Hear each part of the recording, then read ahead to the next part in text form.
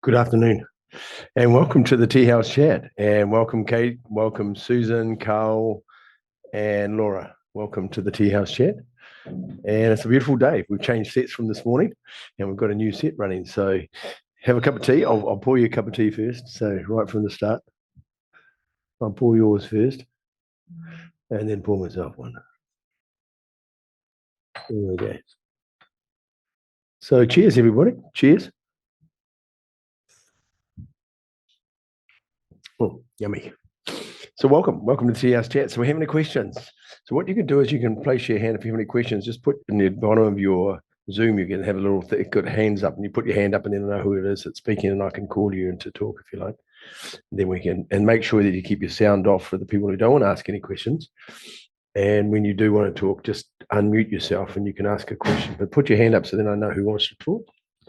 That'll be great. So questions today. Anybody? Questions from today? It's the first time that I joined this conversation, so if this question has been asked before, I apologize. It's actually a question related to Tai Chi. I have recently started doing Tai Chi again, and I chose Tai Chi because I enjoy it more than Qigong. And my question is, are the benefits somewhat the same as the benefits of a Qigong practice? The benefits for health, I mean. Because from what I've understood, Tai Chi is just another form of Qigong. So I wonder if I will get the same health benefits or similar health benefits from practicing Tai Chi, or is Qigong more specialized for certain kind of health issues? No. Thank you. No, it's a great question. So, and I get asked it a lot, but because you ask it a certain way, then I answer it the way you've asked it. So the answer is specifically for you. So first of all, we've got to understand what Tai Chi is. Now, Tai Chi is a martial art. It's a martial art about moving energy around and how you manipulate the energy of the component so that you can interfere with their energy. And so when they're striking, punching it, what you do is you move their energy around and disempower all the energy out of their body so you can fight with them. So it's a very unique way of martial arts. You're not using brute force with punching things. What you're doing is you're trying to interfere with their energy flow, which is an extraordinary powerful way of doing it. So each Tai Chi form has their own set of exercises, set of postures that are martial postures for blocks and kicks and punches. But inside those postures, the energy is moving perfectly around the body to do those. And so they've worked out a perfect way to block, to lock energetically, so the body's set up energetically perfectly.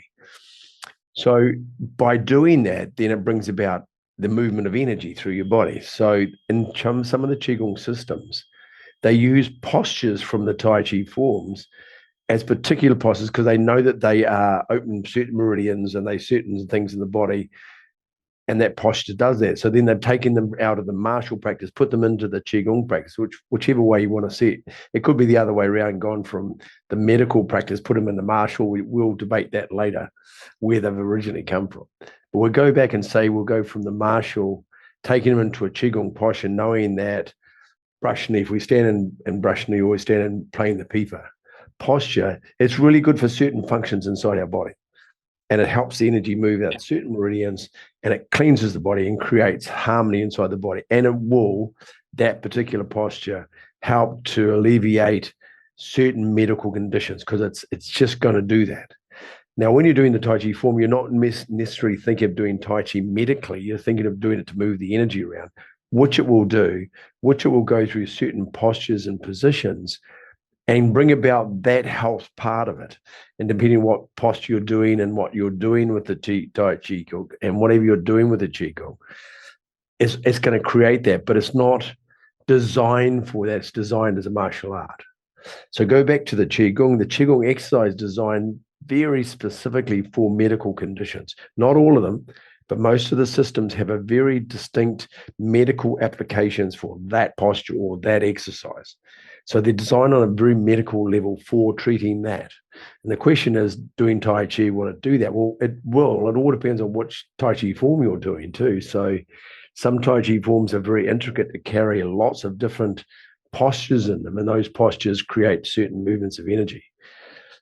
In theory, I could say loosely, yes, you're going to get move the energy around your whole body. They're designed to get the energy moving through all the meridians, all your body, all your organs at the same time during a Tai Chi practice. That's what they are. They're not designed for that, but during a whole sequence of 24 postures, 48 postures, it's going to move energy around all of those meridians and free course the energy moving.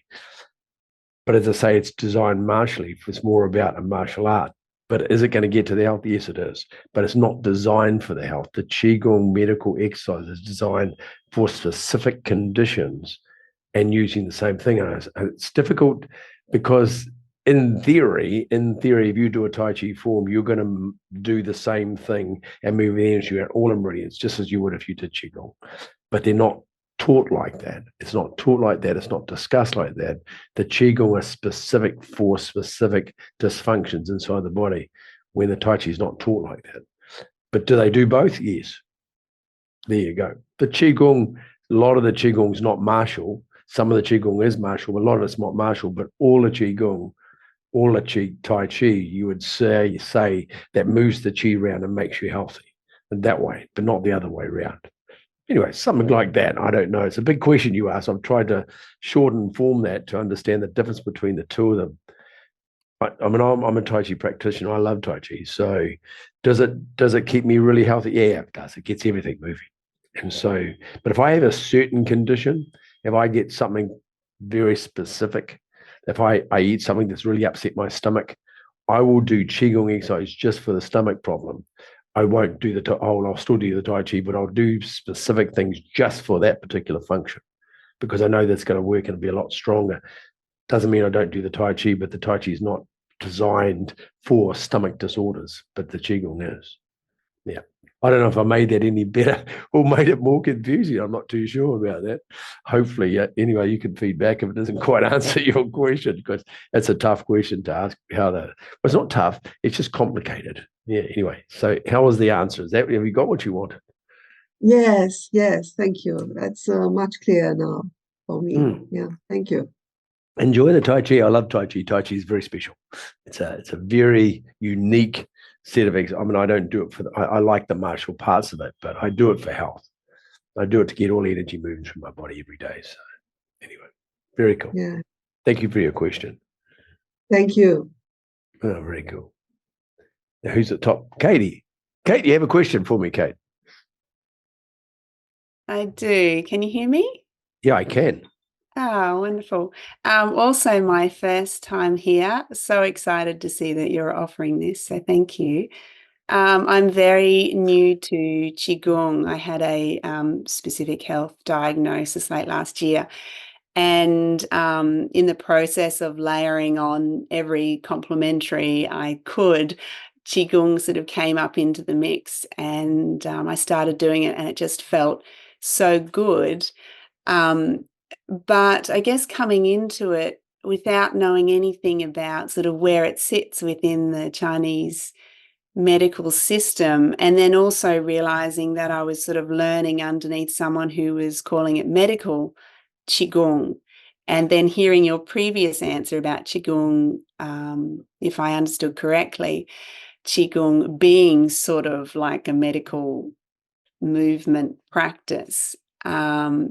My question is then, is any Qigong good then in my sense? Or because you hear about all the different schools and lineages and it's very overwhelming, I guess, when you're coming in and there's an imperative to heal and there's this desire to want to do the right thing and find the right thing. And it's sort of like, wow, there's schools and lineages and yeah, what to do within the context of the Qigong that I've been doing has been feeling so good. But yes, medical Qigong. Is there any insight there in, I guess, to the lots? Lots. So this is going to follow on from the last ones. Okay, so We'll talk about medical Qigong. Well, first of all, we'll talk about what Qigong is. Qigong is the skill or the mastery of moving energy, or the mastery of Qi as such. That's what it is, the skilled practice of moving Qi. So inside that, we put Qigong at the top. Qigong is the overall mastery of Qi. Now Tai Chi is underneath Qigong. This is the easiest way to see this. Tai Chi is under Qigong, and it's the martial understanding of Qigong. It's using the energy and understanding the mastery of Qi in a martial application. So we go underneath the next Qigong, we come down to medical Qigong.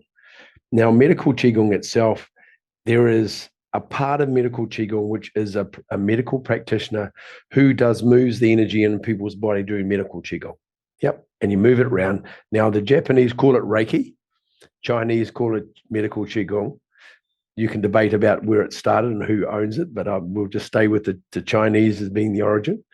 And so it's about moving energy around the body and through the meridians. Now, you do this with a practitioner, and they move the energy, take away blockages, get energy functioning through the body. They don't necessarily heal people. I've got to be always careful when I say the word heal. What they help is the body to heal itself, and they help to take away blockages in the body so the body can heal itself, because the body always wants to be well. The body always wants homeostasis. It wants to get well. That's why when you cut yourself, it heals itself. When you have an injury, it swells up to protect yourself, and then it tries to heal itself underneath. The body's an extraordinary mechanism for self-healing. And even today, scientists still don't know how it actually works. They have lots of theories, but actually how it mechanically happens is extraordinary. So that's the medical Qigong. But there's exercise Qigong, where you do exercises without a practitioner, just a teacher. Medical practitioner, medical Qigong is usually hands-off healing, and you're moving the Qi around. Qigong exercises are exercises you do to move Qi around your body, and you breathe in and breathe out, move energy around your body. And these exercises move energy up and down meridians and harmonize, or they tonify, or they take away repletions or depletions, depending on what the exercise is and what your intention is with the exercise when you're doing it. So when you're doing a practice of a Qigong exercise, it's all about what you're thinking. So where your mind goes, the Qi goes. So if I'm thinking of breathing in, breathing out, and I'm thinking of the energy going into the kidney meridian and then out the lung meridian, then I can feel the energy coming up the kidneys, and I can feel it going out through the lung meridians, because that's my intention. But I can change my mind and want it to go out through the heart, and I can feel it going out to the heart meridian. I'm not saying this to boast. It's just a practice. There's no special thing about this. It's just 30 years of practice. And when you practice all the time, your body becomes super sensitive, and you start to feel things happening inside your body. And so then you're using this idea of these exercises to move Qi around and to keep you in good health. Now, go back to a normal practice of Qigong. If I'm not unhealthy, which I'm not, I've got a bit of a sore throat from just moved house, and I've got a lot of dust. But I'm a very healthy person. So I do a Qigong practice to maintain my energy, not necessarily to rectify a dysfunction. I don't have anything going on with my body, so I don't need to do anything. But if I got a sore stomach, I use the same as I did before. I will do Qigong exercises that I know are good for harmonizing the stomach, whether it's stomach yin or stomach yang, or spleen yin or spleen yang, which is to do with the digestive functions. I will do particular exercise for that particular thing that I have for whatever's going on in my body. And I know exercises, so I'll pick the right exercises for that. If I don't have anything with me, I'll do a set of exercises. Say I do the Bhagwan Jin exercises. I'll do all 8 of them as a practice to balance the whole body out at once, get it all moving smoothly, charge the body up, and then I finish my practice. So I'm not using it medically. I'm using it to maintain my energy and my balance of Qi in my body. Very different thing. But if I've got a dysfunction, now I'm picking exercises for that one dysfunction to harmonize what that is. The hardest thing, I think, and you mentioned about lineage and things, the key to this is it's part of traditional Chinese medicine. Qigong goes right back to the early stages of harmony, when you're either doing medical Qigong, or you're doing exercises, or they go back and they used to chant. And the vibration of the voice used to heal people. So it goes way back to understanding vibrational medicine. So it all depends on doing Qigong. Is that these days that the hardest part is to find the teacher I wouldn't say the hardest thing, because that's not true. There are a lot of teachers out there that have the TCM background. Now, they need to be, if you want medical advice, they need to be a medical practitioner. They need to be a TCM medical practitioner. They'll be an acupuncturist. They could be a herbalist. They will have done degrees. They could have done their masters in traditional Chinese medicine to understand the diagnostic process in traditional Chinese medicine, to get to the cause, the root cause of what's causing the dysfunction. And then they're either going to do acupuncture points to rectify that. They're going to do herbal formulas to do that. Or if they're a Qigong practitioner as well, they'll give you Qigong exercises that pertain to that particular dysfunction. And so there's all these different ways to get into the dysfunction. So you can do the Qigong exercises for overall health, or you can do particular exercise for particular conditions. Medical Qigong or medical Qigong, the person teaching the exercises needs to understand what the exercise is for medically for. And that's why you ask them if you're teaching somewhere or somebody's teaching you Qigong, hopefully that they have the medical background. They're not just teaching physical exercises, because there is another part to this, and that's where you just do physical exercises that are good for your physical body. They move the ligaments, tendons, muscles. They're good for strengthening the body's physical body. But when we talk about the energetic body, then now we move into the idea of traditional Chinese medicine to understand all the meridians, how they're connected, how they interplay with each other. So it's a very different person you're looking for if you have medical conditions. Otherwise, they're giving you exercises just to do your physical part of your body, not the physical, mental, spiritual, emotional side, just the physical. I would refer that a little bit to the yoga practice, and I don't like to put yoga down in any ways, because I think yoga is an incredible practice. It's a incredible practice. But there are parts now where some of the yoga teachers teach just the physical piece of it, just the physical, where they do a good workout and they go home. Yoga was never that. When it was originally taught, it was all about the energy, the prana. It was all about moving energy, keeping the body healthy, and all about meditation and all sorts of things. But they've moved a little bit and become quite a fitness thing, where you go along and have a good workout, you have a good sweat, feel good, open up all the body, go home feeling good. Qigong can be that way as well, where you get Qigong practice, just do the physical aspect of it.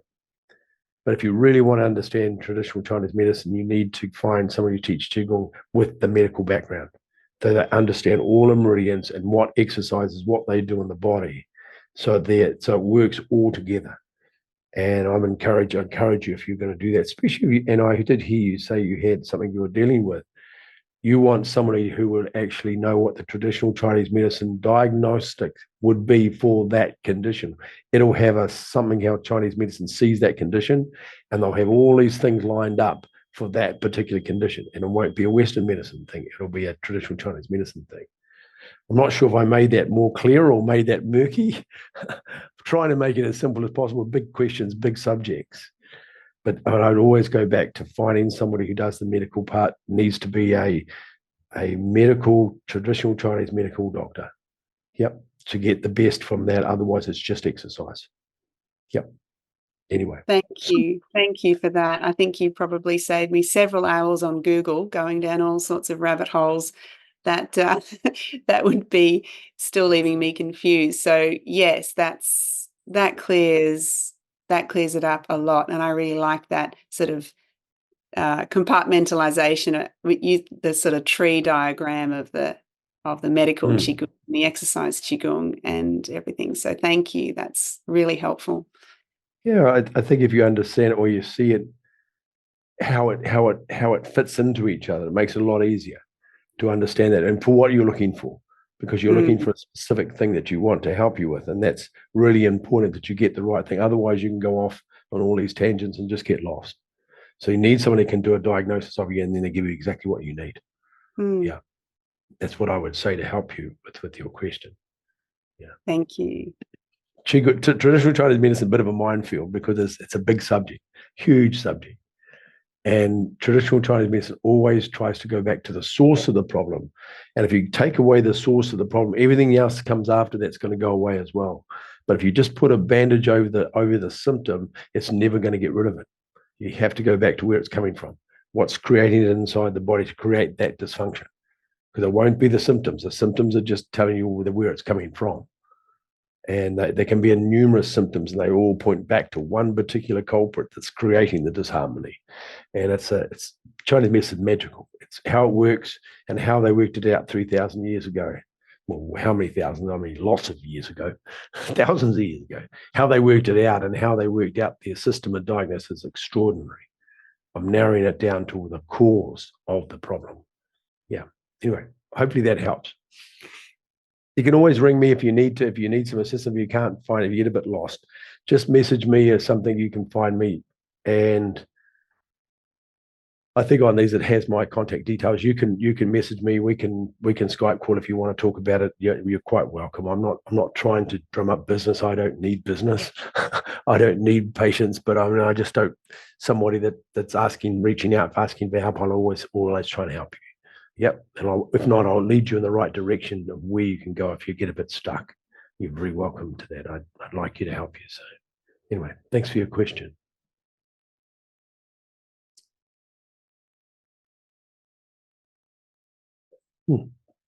I can't see from way over there. I have to look. Liz. Hello, Liz. You have a question for me today? Hello. Yes, it's my first time too. So thank you for doing this. Your last answers were also very useful. I've studied a bit of Chinese medicine. I've studied naturopathy, and Chinese medicine came into it. So yeah, getting to the root cause is very important. My question, I've started doing Qigong when lockdowns started. A friend of mine is a teacher of Tai Chi, but Tai Chi was too difficult to teach over Zoom. So he started to teach Qigong, and we did it, and I have been doing it since. Not as regularly as I'd like, but we do, or I do now on my own, the 8 brocades. He did teach us another form, but I found the 8 brocades the simplest. It's the one I kind of remember and do regularly. Again, I don't have a specific health issue, so it's just for maintenance that I do it. But is the 8 brocades sufficient, or do I need more? And I would like more in-depth knowledge on, and not just do the exercises. I would, because I do have some knowledge of the meridians and the functions, but I would like to learn more. And so can you point me in a direction to learn more about the deeper aspects? Yeah, great question. And welcome. I haven't seen you before. It's a pleasure. And thanks for your question. And it's interesting during the thing that happened in the world that people ended up tuning into things you could do in your own home, which is great in some way. In some way it was good. And there's always good things that turn out of things that are not so good. And so that's great. So the Bhagwan Jin is a really cool set of exercises. So I teach a particular version of that because there's lots of different, there's not just one version of these exercises like the Shirba Shir, the Bhagwan Jin, the Qigong Gong. There's lots of people teach them. There's lots of different variations. And they're not necessarily wrong with it. It's more about the intention of the exercise and why you do it that particular way. And they'll have their reason why they do that way, because of what medically is happening. And so, and I teach, as I say, I'm running the Bhagwan Jin in the end of May. Here, it's pity you don't live in Bali. You could come and do a 4-day course, and I'm actually doing the Bhagwan Jin. It could be slightly different in the way you're teaching. It doesn't matter, but the medical applications will be similar depending on what medical applications that he's teaching, what they're for. I don't know. The Bhagwan Jin, I also do an online. I'm not trying to promote things, but I'm trying to answer your question. Because this is not the idea. It's here to come and sell you things. Because this is not what I set this up. I set this up to answer people's questions. But there, in that course, there's an online version. It has, I think, 8 2-hour Q&A sessions about people asking questions about the Bhagwan Jin question. In there is also the manual. It has the medical applications of each of the exercises in the manual in the course. And it talks about what they're for. and what they're designed for. And there's a level 1 version of that. There's an introduction course. There's a level 1 course, and it goes to even a higher level of the understanding of what's happening inside the energetic of the exercises. So if you want to learn more, you can do it that way. I mean, I'm not saying you have to do much. You can go and do anybody's Qigong or Bhagwan, but if you're after the medical piece, you have to find somebody that's teaching that piece of it. And they have to know that piece to actually teach it. So I say I have it in mind, but I mean, you can find it as long as somebody's giving you the applications and how the applications work, how that exercises create the application to work. What's happening in the exercises that creates that as a side effect. That's important that you get that piece. Otherwise, you're doing exercises not really knowing why you're doing them. And it's important that they could say it's good for spleen chi, but why is it good for spleen chi? How is that doing that? How is it tonifying the spleen chi in the body by doing this exercise? And they're the questions you want answered. Otherwise, you're doing exercise and you still, oh, it's good for spleen chi. How? I have no idea. I just do the exercise because it's good for spleen chi. And I'm being a bit flippant about it, but it's important because you need to know at the level, because I heard the question you ask and you want to know more about the depth of it, then you need to find somebody who's going to teach that level. As I say, I do, but there are other people that do as well. But do go looking, because you want to know, if you want to practicing, you want to know when you're doing the first exercise in Bhagwan Jin, you want to know how it's affecting the 3 jowls. You want to know how it's affecting respiration and the digestion. You want to know how the breath is working through the meridians to create that. And it's important. It's important to get that thing. So when you're doing the exercise, mind is fully aware of what you're doing and how you're doing it and why you're doing it. I think it's important. Yeah, so it's a great question. Yeah. So, but as I say, I'm not pushing you to do my course. I just say, if you want to. So I will, because it's hard to find who's going to give me the information that I'm looking for. So yeah, and I get that. That's why I said you should come and do one of mine. But as I say, I'm not using the from promo at all. Yeah. There's a begin. If you've already done a bit of TCM, you probably would, because there's an intro course of the Bhagwan Jin on my website. But there's also a level 1. You could do the level 1 course, and it'll talk about the meridians, but it'll also actually do full practices. I think there's 8 full practices on the level 1, 8 full practices, 8-hour practices, and every one of those practices is slightly different. And each one of those practices, I talk more about what's happening inside the exercise. Yep.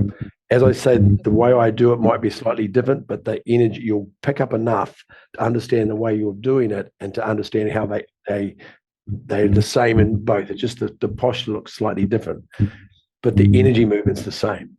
It'll be something like that anyway. That would be my recommendation. And if you still don't get what you really want to do, then I would tell you to contact me. Yeah, man, you're very welcome to do that. And ask me about the questions, the practices on the course, any exercises on the course you're not sure about. You're very welcome to contact me. We'll talk about it. Yeah. Okay, that's great. Thank you so much. Oh, you're very welcome, and thank you for coming. I probably didn't make it any easier, made it more complicated. I'm trying not to make it complicated, but you want to get it so that the practice is something that it's just, I mean, you're obviously loving it, but you love it because even more when you understand more about it and more about TCM and why you do it, it just makes the exercise stronger. It amplifies your intention when you know what it's really doing. And so I can't encourage you enough to learn more about it. It's fantastic. Anyway, and come out to Bali in the end of May and do it live with me. I'll give you heaps. You can have it all. Come and have a holiday. Do it at the same time. Are you coming? Thank you. Oh, you're very welcome. Thank you for your question.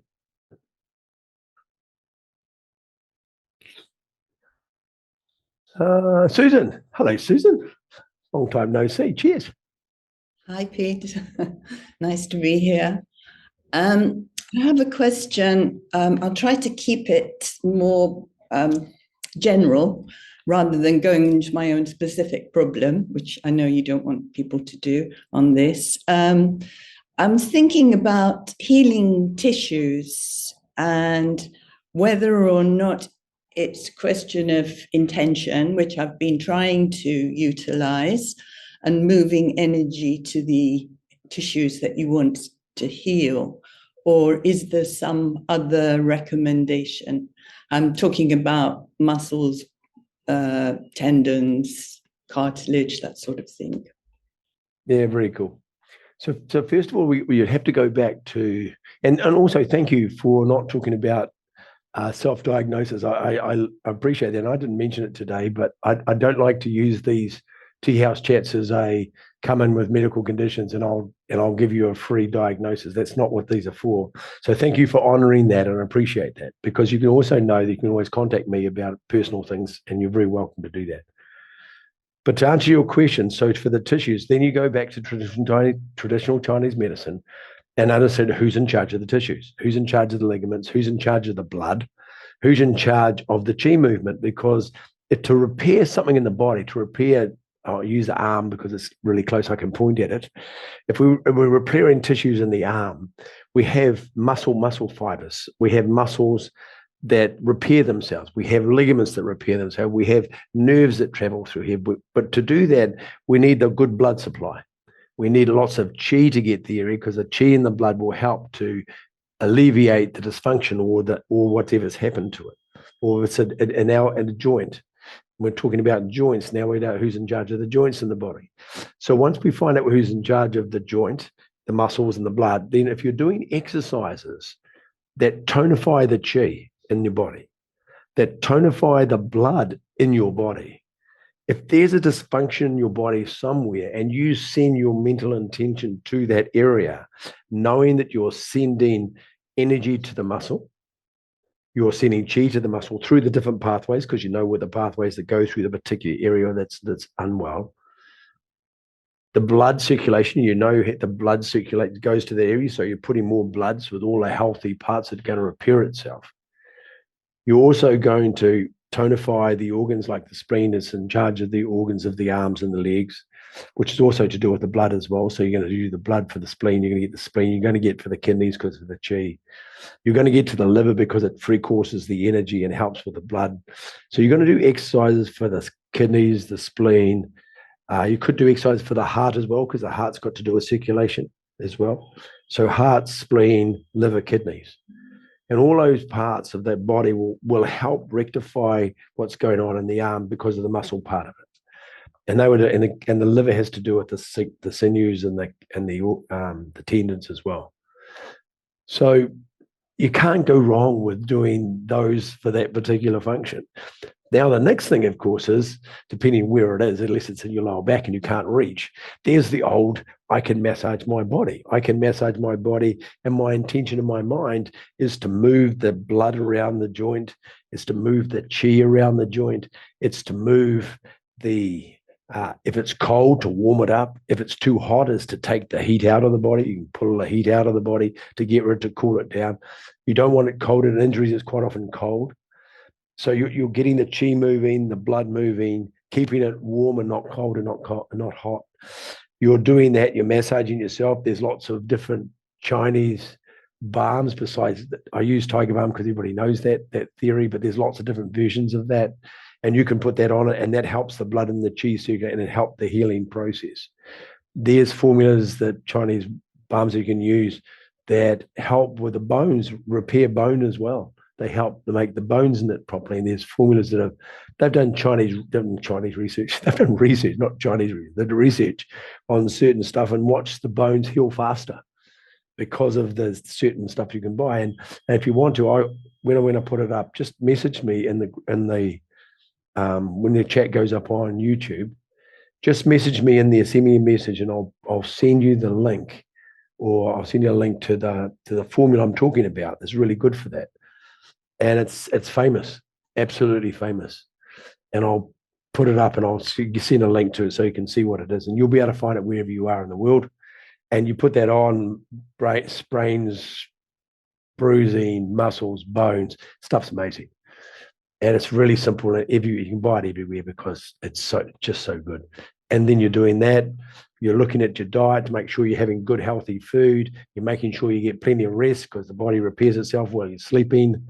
So rest, sleep, food, manipulations, Qigong, acupuncture, if you know how to do acupuncture on yourself, Chinese herbal formulas to rectify trauma inside the body that help the qi flow and move the qi in the blood to help recovery. So all of these things exist to do for that particular problem. I've gone from my hand to my knee because my knee's there. I had an arm problem to start off with. Now I've got a knee problem. Now I've got to the knee, so now the knee's better. So all of those things will happen. So if you need anything more precise, Susan, just message me. Yep. If you want to go into it in a bit more depth, if I haven't given you enough information, just message me and I'll answer you. Yeah. And I'll talk to you a little bit more in depth about it. Yep. If you want to do that, you're very welcome. And thanks for asking the question. And good to see you again. Any more questions? Has that answered your question, Susan? Has that helped? Well, it better still has it helped. Yes, that's useful. I can. I really wanted to target my my Qigong practice on those, on the liver and the blood circulation. Yeah. Do those. There's a place where it's articulating. Do exercises that move it, that move the wrist, or I'm used to use the knee. Do exercises where you're bending and straightening the knee, or you're moving your knee in and out. So you're practicing exercises that are moving where the damage is, because it does it nice and slowly, and it'll strengthen it up by moving. And so now you're using exercises to create the body to move. And I'm using the stretching and movement, and then I'm doing all the different ways it articulates, backwards, forwards, backwards. But I'm not doing it really fast. I'm doing it in a way that's moving the muscles and the ligaments around and getting them moving, getting the blood circulating. And do that. And you do that with the exercise that does that. Because we're not talking about a specific exercise, but the exercise that does that. If it's lower back, you're doing lower back exercises. If it's a neck exercise, you're doing neck exercises that will do that and get the energy moving, and it'll help reflect the healing process inside the body. Remember, the body wants to heal itself already. All you're doing is helping it. Yep. Yeah, I think in the past, part of the problem was caused by me moving too ferociously, too quickly. I need to really, really use this slow movement. Yeah. Yeah, I love the word ferociously. Go, Susan. Go, Susan. I was moving ferociously. Well, at our age, I don't quite move as ferocious as I used to. But I do love the fact that you use that word. I just think it's magic. So thank you. You made me smile today. Yeah. I watch my son moving around ferociously. Yeah. But he wants me to move ferociously with him. Sometimes I do, but most of the time I'm more sedate. Great word. Thank you.